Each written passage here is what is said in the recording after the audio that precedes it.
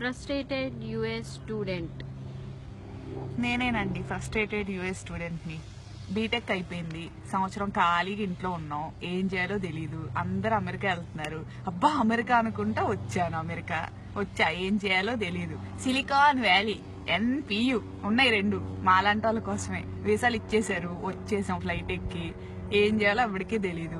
ఇక్కడికి వచ్చేసరికి అందరు పొద్దున్నే పాష్గా బ్యాగులు వేసుకోవడం, హుడ్డీలు వేసుకోవడం, షూలు వేసుకోవడం, ఎక్కడికో వెళ్తున్నారు. అబ్బో అందరు కష్టపడిపోతున్నారు అనుకున్నా. తీరా చూస్తే ఎక్కడికి వాళ్ళు వెళ్ళేది పాకి పనులకి. ఇల్లు కడగటం, పిల్లలకి స్నానాలు చేయించడం, అన్నాలు పెట్టడం, ఇవే వాళ్ళు చేసే పనులు. వచ్చేస్తారు మళ్ళీ పాష్గా అదే బ్యాగులు. బస్సులో వస్తారు, కొంతమంది కార్లలో వస్తారు, నెలకి 2000 సంపాదిస్తారు. అయిపోయింది, వస్తారు, ఇంటికి వస్తారు, వండుకుంటారు, తింటారు, పడుకుంటారు. ఇక్కడ ఇల్లు చెప్పలేనంత కాస్ట్లీ, ఒక్కొక్కటి 3000 రెంట్. కట్టుకోలేరు, ఏం చేస్తారు? గొర్రెల్లాగా ఒక్కొక్క రూముల్లో 7, ఇల్లు మొత్తం 15 మంది ఉంటారు. సో 300 కట్టుకుంటారు. అంతమంది ఉంటే ఇల్లు క్లీన్ గా ఉంటుందా? ఉండదు. బగ్గులు అంటాయి, అయ్యో కొత్త రకమైన పురుగులు ఇక్కడ వస్తాయి, బగ్గులు వస్తాయి.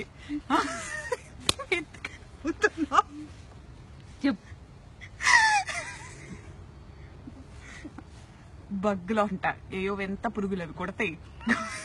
కొడితే డాట్లు ఉంటాయి అనమాట. కొడతాయండి, డాట్లు వస్తాయి అంటే ఏవో 2 వచ్చిన కొత్తలో తెలిసింది. రెక్స్ఫోర్డ్ అని అక్కడ ఉన్నాం, ఏవో కుట్ని ఏమైందా అని చూసుకుంటే ఏవో ఇక్కడ 2 ఉన్నాయి అన్నమాట. చూస్తే ఏంటంటే బక్స్ అన్నారు. బక్స్ ఏంటా అని గూగుల్ చేసా, మనకు తెలియదు కదా. చూస్తే కనపడ్డాయి, ఏదో ఎంత పురుగు ఎంత ఉంది. నల్లులు అంట, ఇండియాలో నల్లులు అంటారంట వాటిని. అవే కుట్ని అంట, నన్ను నాకు తెలీదు. సరే అయిపోయింది, వదిలేసా.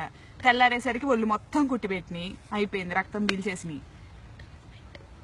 ట్రీట్మెంట్ అంటారు. తర్వాత బగ్గులు వస్తే ఊరుకుంటారా? వీళ్ళు ఊరుకోరు. ఏదో ఇన్స్పెక్షన్లు అంటారు, ఇక్కడ ఇన్స్పెక్షన్లు అంట వస్తారు. వాళ్ళ ఇన్స్పెక్షన్ అంటే ఎంతమంది ఉండాలి ఇంట్లో?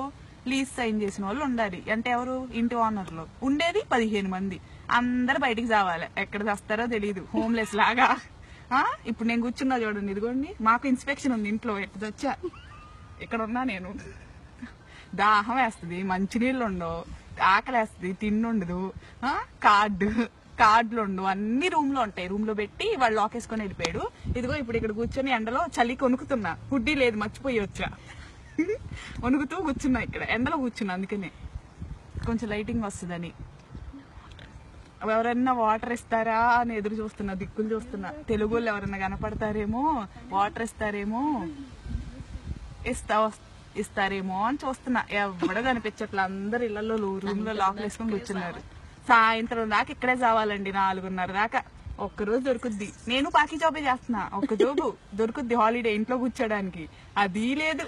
ఇదిగో ఇక్కడే దిక్కుమాలిన స్థితి. ఇక్కడ తెచ్చా నేను, చూడండి, ఇలాంటి స్థితిలో ఉన్నా నేను. ఎవరు వద్దండి, అమెరికా వద్దు, ఏమొద్దు, ఇండియాలో ఉండండి, హాయిగా బతకండి ఇండియాలో. ఇదే నా కంక్లూజన్. సెలవు.